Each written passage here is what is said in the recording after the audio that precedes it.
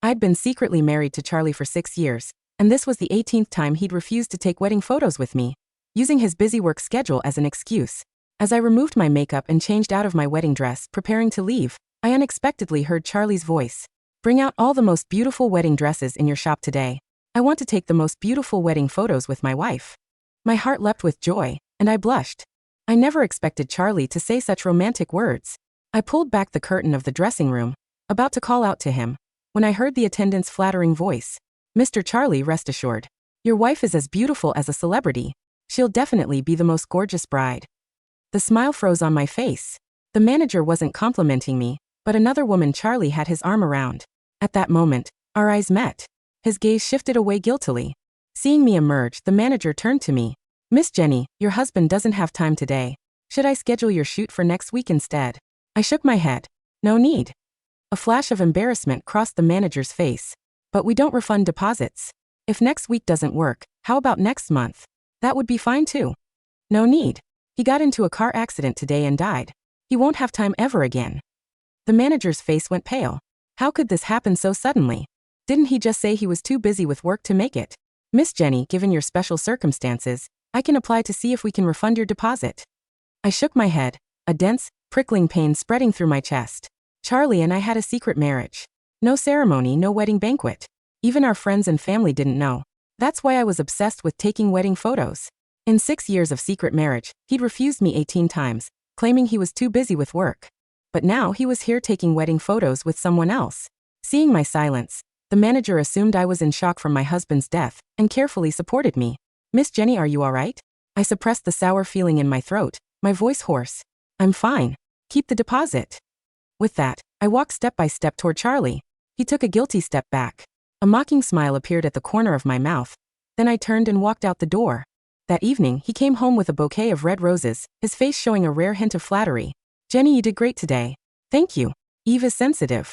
If you'd made a scene, I don't know how much she would have cried. "Didn't you want a vacation in Hawaii? Once I get through this busy period, I'll take you there." A tear slid down my cheek. The scene I'd dreamed of could be realized so easily. My husband coming home from work with flowers, gently promising to take me to Hawaii. I should have been happy if I hadn't discovered his affair. I didn't answer his question. Instead, I asked, "Why her?" "Eve. My stepsister. Back then, to force my mother to divorce, she and her mother had joined forces and driven my mother to her death. She was my mother's killer. Charlie knew full well that I hated her most. He could have cheated with anyone, but choosing her hurt me the most." Tears fell like beans as my voice began to tremble. "You know I hate her most of all. What did I do wrong that you would treat me like this?" Hearing this, Charlie frowned, his tone impatient. "Jenny, that's all in the past. You can't blame Eve for your mother's death. She was just a child then. If you want to blame someone, blame your mother for being too weak. She couldn't handle it, so she killed herself." My vision gradually blurred. I stared in shock at the man who had promised to protect me for life. I never imagined he could say such things. A slap landed across his face. "I knew we could never go back. Let's get divorced." After being slapped, Charlie could no longer control his temper. He looked at me furiously. "Jenny, I've put up with you for a long time. Why are you so stubborn? Why can't you just let the past go? Your mother has been dead for 10 years. All these years, you've been making things difficult for everyone, making yourself miserable and dragging others down with you. Back then, your father stopped loving your mother long ago. If she'd agreed to divorce earlier, things wouldn't have turned out that way. It was all caused by her personality. She got what she deserved. You can't blame anyone." Hearing him insult my mother again, I completely lost control. Like an enraged lion, I rushed at him, my fists flailing wildly against his body. "Shut up. Don't you dare talk about my mother like that. It was that pair of shameless mother and daughter who drove my mother to death. They're shameless. Shameless." Smack. I was violently slapped and pushed to the ground. My forehead hit the coffee table, instantly breaking the skin. Liquid slid down from my forehead. Charlie was terrified. He rushed over worriedly to support me, regret flashing in his eyes. "I'm sorry, Jenny. I didn't mean to. I was so angry I lost control. I'll take you to the hospital right now. You'll be fine. Don't be scared." Seeing him so worried about me, I felt momentarily dazed. It seemed like the man who put me first had never left. After my mother died, I lived a painful life at home. My father didn't care about me. Eve and her mother constantly found ways to torment me. On rainy days, they'd kick me out of the house, or accidentally, push me down the stairs. In that dark childhood, Charlie was my only light. For my sake, he'd rush into my house with a stick to confront Eve and her mother.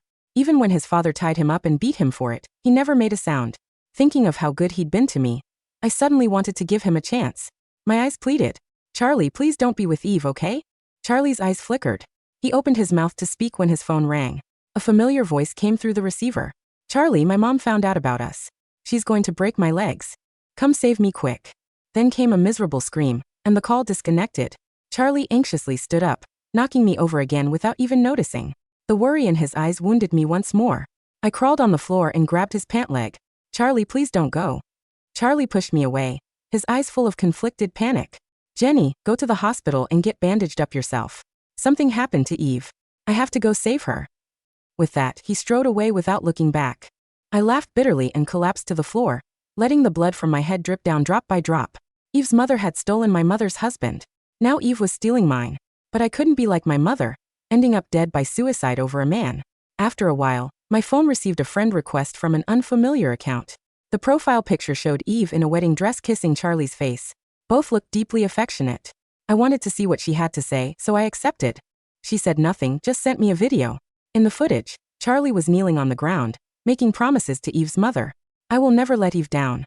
I'll give her a grand wedding. But I heard Jenny has been living in your villa all along. Aren't you two already married? I won't let my daughter be a mistress. Facing Eve's mother's interrogation, Charlie raised his palm in oath. Jenny and I have no relationship whatsoever. I only let her live at my place out of pity, to help me clean. If Eve doesn't like it, I'll make her move out immediately. The video stopped abruptly. The wedding I'd begged for in vain he could so easily give to someone else. 6 years of secret marriage, only to be told we had no relationship at all. Charlie, you gave up on our relationship, so I don't want you anymore either. I dialed a number. I agree to what you asked. The next day, Charlie brought breakfast, his expression the same as last night's. Jenny, I stood in line to buy you breakfast. Mango smoothie and a sandwich. Come eat. I'm allergic to mangoes, and Eve's favorite is mango smoothies. Later, when she found out about my allergy, she deliberately put mango in my food. I ate it without noticing, then started having an allergic reaction. My whole body broke out in rashes, and my throat swelled so I couldn't breathe. Eve deliberately told Dad I'd eaten it out of greed. Dad was so angry he whipped me before finally sending me to the hospital. After Charlie and I got together, for my sake, he stopped eating mangoes too. There had never been a single mango in the house. Now he'd forgotten. I knocked the breakfast from his hands. Charlie suppressed his anger, looking at me impatiently. Jenny, I already bought you breakfast as an apology. What more do you want from me? My expression was emotionless. I'm allergic to mangoes. Only then did he react, a flash of guilt in his eyes. I was in such a rush this morning I forgot. How about this? Tell me what you want to eat and I'll go buy it. No need. You only need to remember what Eve likes to eat. Seeing my sarcastic tone, his expression hardened again. You don't need to be so passive-aggressive. Look at everyone in our circle. Who the hell stays faithful to just one woman? I've been married to you for 6 years, and I've only had one other woman. You should be grateful. I froze. I never imagined he could say something so shameless. Caught cheating, he felt no guilt. Instead, he acted like I should understand him. It was completely absurd. Did he think that just by giving me the title of wife, I should be grateful and tolerate his infidelity? Seeing my silence, he assumed I'd compromised. His attitude softened considerably. Good girl. You're a smart woman. You know what's best for yourself. I already promised Eve's mother yesterday that I'd give Eve a grand wedding. Otherwise, her mother will beat her to death. But don't worry, you're still my legitimate wife. I've already cleaned up the West Hill villa. It's quiet there. While I'm preparing the wedding these next few days, move there. Don't worry, I'll visit you often. He'd finally said it out loud. I looked straight at him. No need. I wanted to say divorce, but he impatiently interrupted me before I could finish. All right, who else can you depend on besides me? Stop being so stubborn. I'm going to be late for work. Move there yourself. I shook my head and started packing my things, clearing away all traces of myself from this home. I took out my phone to order a pickup service for my old belongings, when a new message popped up. It was a beautiful wedding photo. The two people in the photo were Charlie and Eve. I hurriedly pulled out my own marriage certificate to compare. I collapsed on the spot. Marriage certificates are supposed to have an official seal. Mine and Charlie's didn't. It was fake. That meant Charlie and I had never been married. His claim that I was his legitimate wife was also a joke. I laughed until tears came. I couldn't believe the man who'd protected me since childhood had deceived me for 6 years. No wonder he refused to make our marriage public, or take wedding photos with me. It was all fake. Do you know why Charlie used a fake certificate to deceive you? Eve had appeared behind me at some point. She looked at me triumphantly. Because he thinks you're not good enough. You're an embarrassment. So he lied to you, kept you hidden away. He never took you to meet family or friends. When people asked, he just said he took you in out of pity to work as his housekeeper. Jenny, your mother couldn't compete with my mother, and you can't compete with me either. She grabbed my collar, her eyes full of malice. Didn't you call my mother a mistress? Didn't you hate mistresses most? Look at yourself now. You're the mistress. You're the mistress between Charlie and me. I shoved her away, eyes bloodshot, shouting, I'm not the mistress. I'm not. You're the mistress. You're the one who destroyed us. Eve laughed triumphantly. But now the marriage certificate has my name and Charlie's. If you keep clinging to him, then you're the mistress. The mistress. No, I'm not. No. I rushed at her like a madwoman, grabbing her clothes and shouting, I'm not. You're lying. But she didn't struggle. A vicious smile appeared at the corner of her mouth. Do you know how your mother really died? Let me tell you. Your mother didn't commit suicide. I froze, stopping my movements, my whole body trembling. What do you mean? My mother didn't commit suicide? She shook her head. You're just as stupid as your mother. That day, after I cursed at her, she did try to jump into the river to kill herself. But at the last moment, she regretted it. She said she couldn't leave you behind, that she had to live for you. How could that be allowed? So I helped her along. Eve made a pushing motion with her hands. I just pushed her like this. I staggered, unable to stay on my feet. You pushed my mother? You killed her? She nodded proudly. Yes, I killed your mother. So what can you do about it? I rushed at her like a madwoman. I'm going to kill you to avenge my mother. I exploded with tremendous strength, knocking her to the ground, pummeling and biting her wildly. Then I became more and more frenzied, eventually punching and kicking her like a beast that had lost all reason. You killed my mother. Go to hell. But Eve suddenly flashed me a sinister smile. You're finished. Then a great force struck me, and I was kicked to the ground. Charlie, our baby. My stomach hurt so much. Quick, take me to the hospital. Her lower body was covered in blood. She was pregnant. Charlie frantically picked up Eve and ordered the bodyguards behind him. Lock Jenny up. I'll deal with her when I get back. After Charlie left, the bodyguards locked me up and directly set a fire. Miss Jenny deliberately set a fire trying to escape, but ended up burning herself to death. So this was Eve's real goal, to burn me to death. The fire gradually grew. I struggled but couldn't untie the ropes. I was choked by the smoke and gradually lost strength. A burning cabinet suddenly fell toward me. I closed my eyes in despair. The heat was a physical weight, pressing down on my chest until my lungs screamed for oxygen. Through the thick, oily black smoke, I watched the heavy oak cabinet tilt. It seemed to fall in slow motion, a burning monolith destined to crush whatever remained of my broken body. I closed my eyes, waiting for the impact, waiting for the pain to finally stop. I am sorry, Mom, I thought. I couldn't protect myself. I couldn't avenge you. But the crushing blow never came. Instead, a deafening crash reverberated through the room as the French doors shattered inward. Cool air rushed into the sweltering trap, followed by the heavy methodical thud of combat boots. Through the haze of my failing consciousness, I felt strong, gloved hands lifting me from the floor. A thick, wet blanket was draped over my body, shielding me from the encroaching flames. Target secured, a deep calm voice muttered into a radio. Exfiltrating now. I wanted to open my eyes, to see who had snatched me from the jaws of death, but the smoke had done its work. The world faded into a merciful, silent black. When I finally woke, the smell of smoke was gone, replaced by the clean, sterile scent of antiseptic and lavender. The harsh, erratic beep of a heart monitor filled the room. I tried to sit up, but a sharp pain flared across my ribs and forehead. Don't move, Genevieve, a soft, authoritative voice commanded. I turned my head slowly. Sitting in a leather armchair beside my bed was an elderly man with silver hair and a posture as straight as a soldier's. Despite his age, his dark eyes held a sharp, commanding brilliance. He wore a flawlessly tailored charcoal suit, his hands resting on a silver-headed cane. Grandfather? My voice was a raspy whisper, my throat raw from the smoke. Jonathan Sterling, the patriarch of the Sterling Group, one of the country's most powerful old money dynasties, stood up and walked to my bedside. He placed a warm, trembling hand over mine. I told you, my child, Jonathan said, his voice thick with a rare flash of emotion. The day you called me, I knew you had finally seen that boy for what he truly was. I had my men stationed near your villa the moment our call ended. We were minutes too late to stop the fire, but we were fast enough to pull you out. Tears slipped from the corners of my eyes, stinging the bandages on my cheek. Eve, she killed my mother. She pushed her. And Charlie knew. Let them lock me in. They wanted to burn me alive. Jonathan's grip on his cane tightened until his knuckles turned white. A cold, terrifying aura settled over the room. I know, he said softly, though his tone was laced with steel. The bodyguards Charlie left behind have already been quieted. We left a charred medical specimen in the ruins of the villa. As far as Charlie Vance, Eve, and the rest of the world are concerned, Jenny is dead. She perished in the fire, a tragic victim of her own unstable mind. He leaned down, looking into my eyes. But Genevieve Sterling is very much alive. For 10 years, your mother ran away from this family to marry a worthless man, and for 6 years, you hid your light to serve a traitor. Now the Sterling name is yours to wield. Tell me, Genevieve, do you want them dead? Or do you want them ruined? I stared at the ceiling, the phantom pain of the fire still burning in my veins. The girl who had begged for Charlie's love, the girl who had tolerated 18 rejections just for a wedding photo, had died in that fire. Death is too quick, grandfather. I whispered, my voice cold and hollow. I want them to watch everything they've built crumble. I want them to reach the very peak of their ambitions, only to realize the ground beneath them was built on my mother's blood, and that I am the one pulling the lever to let them drop. Jonathan smiled, a grim, satisfied expression. Good. Rebuild your strength. The Sterling Group has been quiet for too long.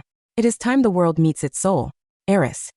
3 months later, in the grand ballroom of the Four Seasons, the elite of the city gathered for the annual Autumn Charity Gala. The atmosphere was thick with the scent of expensive perfume, champagne, and whispered gossip. Among the crowd, Charlie Vance stood with his arm wrapped tightly around Eve's waist. He looked sharp in a classic tuxedo, though a subtle tightness around his eyes betrayed his exhaustion. Beside him, Eve was radiant in a custom-made, bum-friendly emerald gown. She was 4 months pregnant, her hand resting conspicuously on her slightly rounded abdomen. Charlie, look at everyone, Eve whispered, her voice bubbling with excitement. They're all looking at us. After tonight, when the Sun Group secures the Sterling investment, no one will ever dare to look down on me again. Charlie offered a tight smile, patting her hand. Yes, we just need to make a good impression on the Sterling Group's representative tonight. This partnership is crucial. In truth, Charlie's mind was a chaotic mess. Ever since the fire 3 months ago, he hadn't slept a full night. The image of the smoldering villa and the medical report confirming the charred remains of Jenny haunted his dreams. He had convinced himself that Jenny had lost her mind and set the fire in a fit of hysteria, just as Eve's bodyguards had reported. Yet a persistent gnawing guilt clawed at his chest. Mr. Vance. Miss Eve. Congratulations on your upcoming nuptials, a wealthy socialite chimed, approaching them with a glass of champagne. And on the baby. It's a shame about, well, your previous living arrangement. But I suppose everything worked out for the best. Eve's eyes flashed with triumph. Thank you. Yes, it was a tragedy. Jenny was always so mentally fragile. We did everything we could to help her, but her obsession with Charlie was too much for her to bear. In the end, she couldn't handle the truth of our love. Charlie's grip on his champagne glass tightened. He didn't correct her. He couldn't. To admit that Jenny was his wife, even a fake one, would ruin his reputation. Suddenly, the ambient chatter in the ballroom died down. The heavy double doors at the entrance swung open, and the master of ceremonies stepped forward, his voice echoing through the microphone. Ladies and gentlemen, please join me in welcoming the newly appointed CEO of the Sterling Group and the sole heiress to the Sterling fortune, Miss Genevieve Sterling. All eyes turned to the entrance. I stepped into the ballroom, the heels of my Louboutins clicking sharply against the marble floor. I wore a backless, midnight blue silk gown that clung to my figure like liquid starlight. My hair was styled in elegant old Hollywood waves, and a diamond choker worth more than Charlie's entire company sparkled at my throat. The plastic surgery and dermatological treatments had erased every trace of the fire, leaving my skin flawless. But the biggest change was my aura. Gone was the timid, anxious housekeeper who shrank under Charlie's frown. I held my chin high, my eyes scanning the room with cold, aristocratic detachment. A collective gasp rippled through the crowd. Charlie froze. The champagne glass slipped from his fingers, shattering on the marble floor. The liquid splashed over his leather shoes, but he didn't even blink. He stared at me, his face draining of all color, his lips trembling.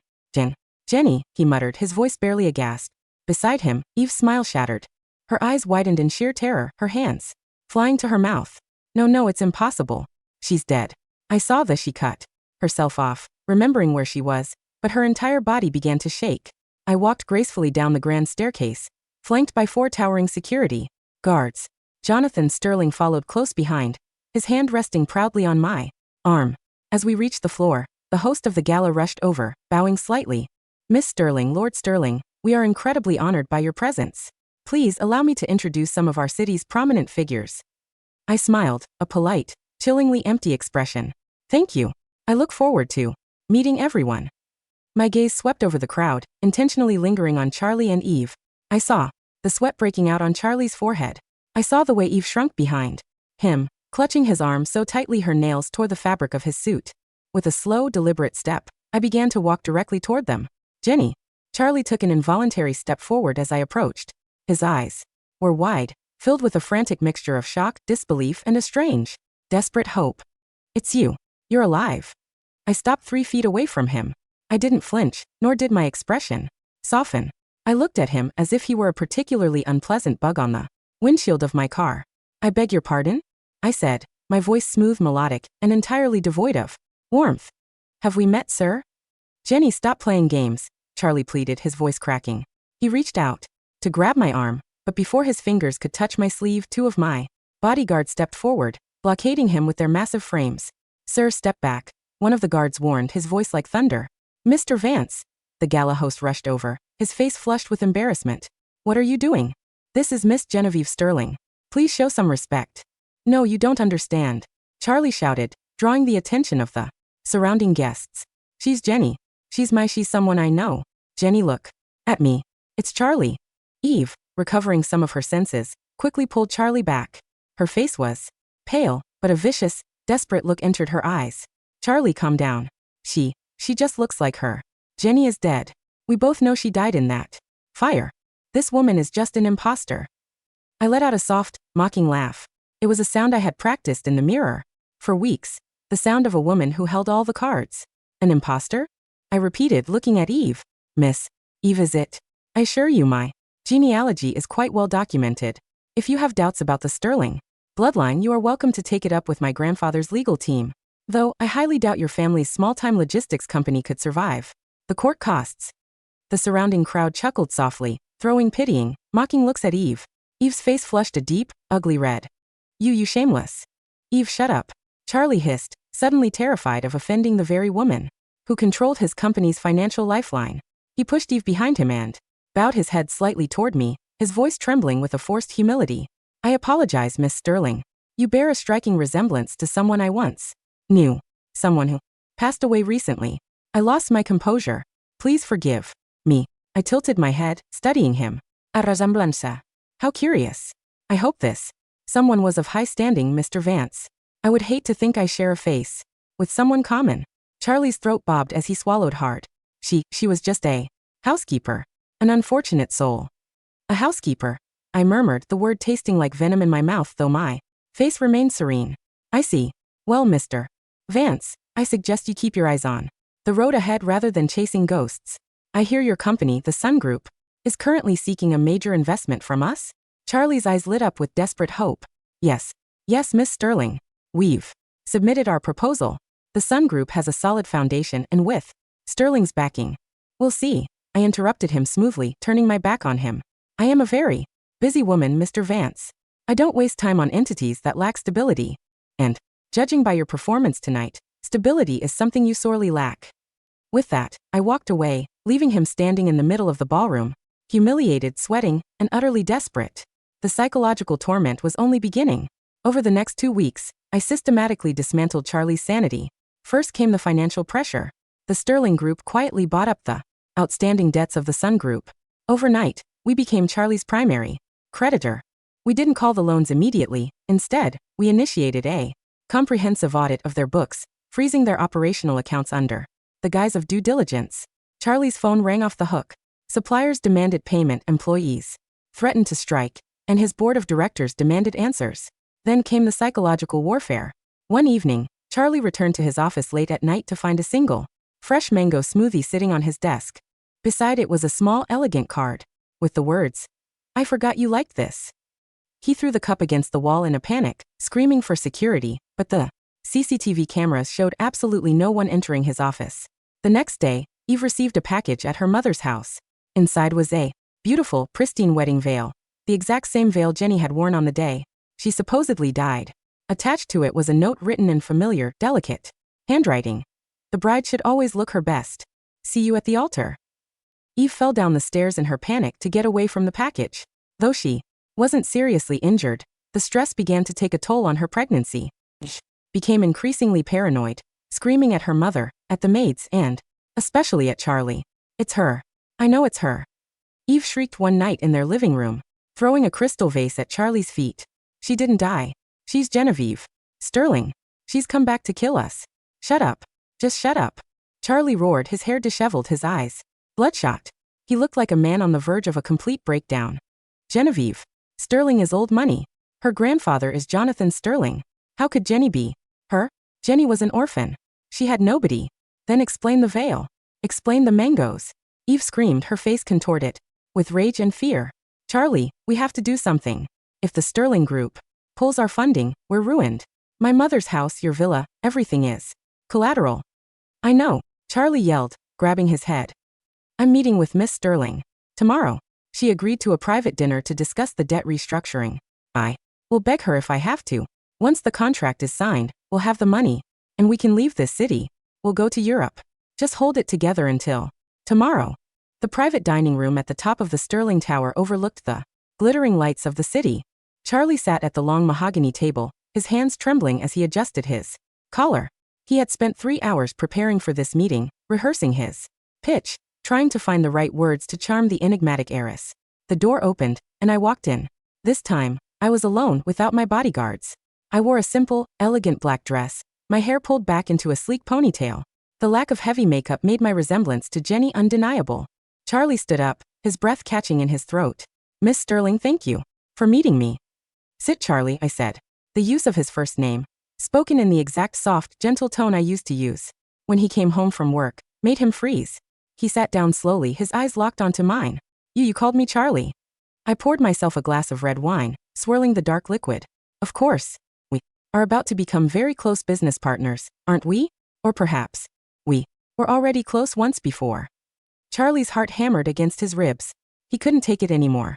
The tension of the past 2 weeks snapped.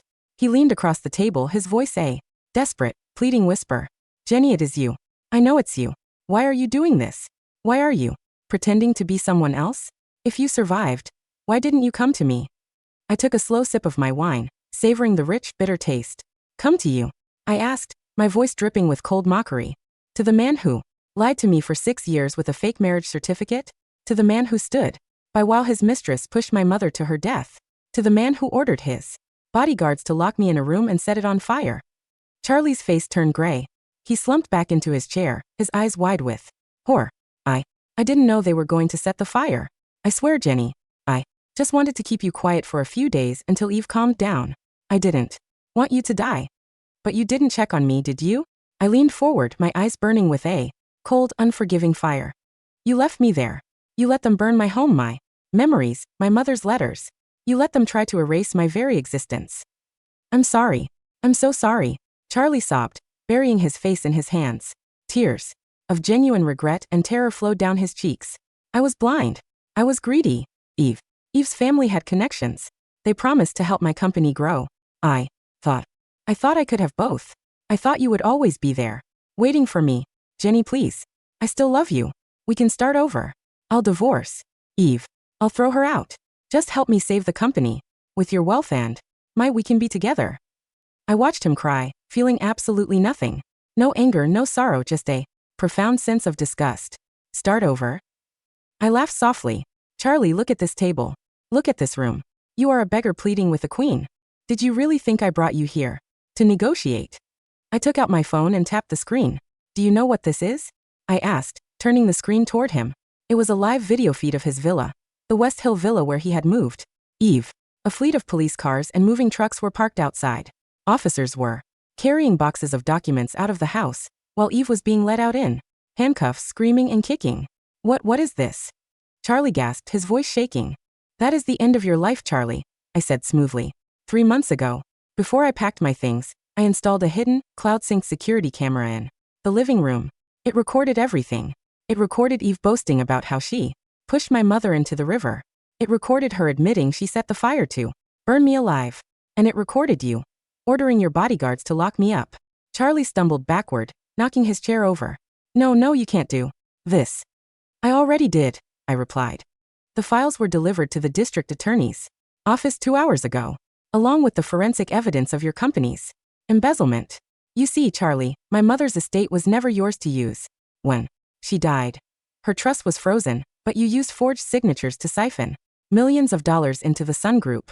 That's grand larceny, financial fraud, and conspiracy to commit murder. As if on cue, the heavy doors of the private dining room opened. 4 uniformed police officers stepped in, led by a stern-faced detective. Charlie Vance, the detective asked, pulling out a pair of handcuffs. You are under arrest for conspiracy to commit murder, arson, corporate fraud, and embezzlement. You have the right to remain silent. Charlie looked at the police, then back at me. He fell to his knees, grabbing the edge of the table. Jenny, please, don't do this. I loved you. I protected you when we were kids. Remember? I took a beating for you, and you made me pay for that beating with 6 years of my life, I said, standing up and smoothing down my dress.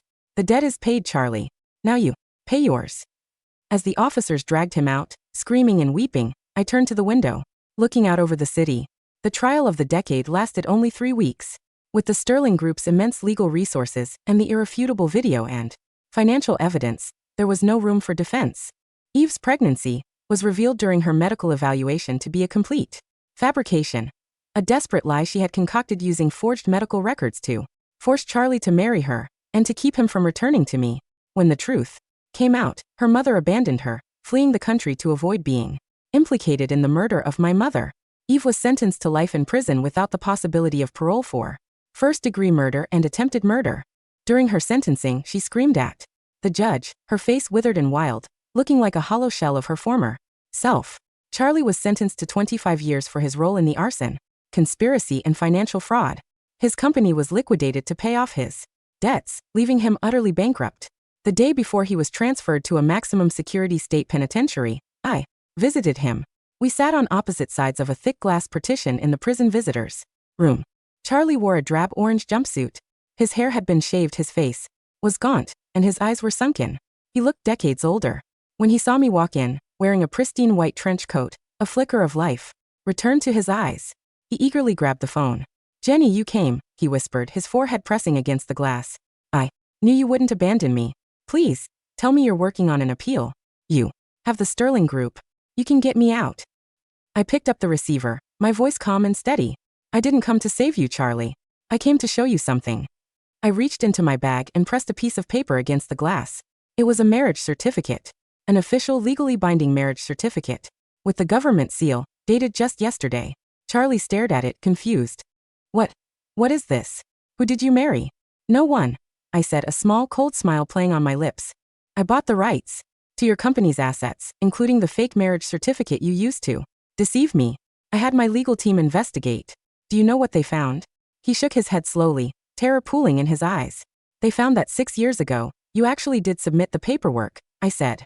But because you wanted to keep me hidden, you bribed the clerk to register it under a false name so it wouldn't show up in public searches. It was legally binding, Charlie. We were married. I was your legal wife all along. Charlie gasped, his eyes widening in sheer, agonizing realization. If you had just been honest with me, I continued. If you had just taken those wedding photos, if you had just loved me back, half of the Sterling fortune would have been yours. My grandfather was ready to hand over the Sterling Group to us. You had everything, Charlie. You had a woman who would have died for you, and a fortune beyond your wildest dreams. No. Charlie sobbed, hitting the glass with his fist. No. Jenny, please. I didn't know. I didn't know. But you threw it all away, I whispered. For Eve. For a lie. You traded a kingdom for a handful of dirt. I hung up the phone. I stood up and walked away, ignoring his frantic screams and the sound of his fists desperately beating against the glass. The heavy metal doors closed behind me, shutting out his voice forever. Epilogue. White lilies. The afternoon sun was warm and gentle, casting long, golden shadows across the quiet cemetery. I walked slowly down the stone path, holding a large bouquet of fresh, white lilies, my mother's favorite. I stopped in front of her tombstone. The marble had been cleaned, the weeds cleared away, and a beautiful new monument had been erected, bearing her true name, Irene Sterling. I knelt down and placed the flowers at the base of the stone. It's over, Mom, I whispered, resting my hand against the cool marble. They can't hurt us anymore. I rebuilt our home. I took back your name. And they will spend the rest of their lives in the dark. A gentle breeze swept through the cemetery, rustling the leaves of the nearby oak trees and carrying the sweet, clean scent of the lilies. For the first time in 10 years, the heavy, suffocating pressure in my chest was gone. Genevieve. I turned my head. Julian Sterling stood a few yards away, a quiet, supportive smile on his face. He held an umbrella to shield me from the sun. Your grandfather is waiting in the car, Julian said softly. The board of directors is ready for the afternoon meeting. It's time to go home. I looked back at my mother's grave one last time. I stood up, smoothing down my coat, and took a deep, clear breath of the fresh air. Let's go, I said, stepping forward into the light.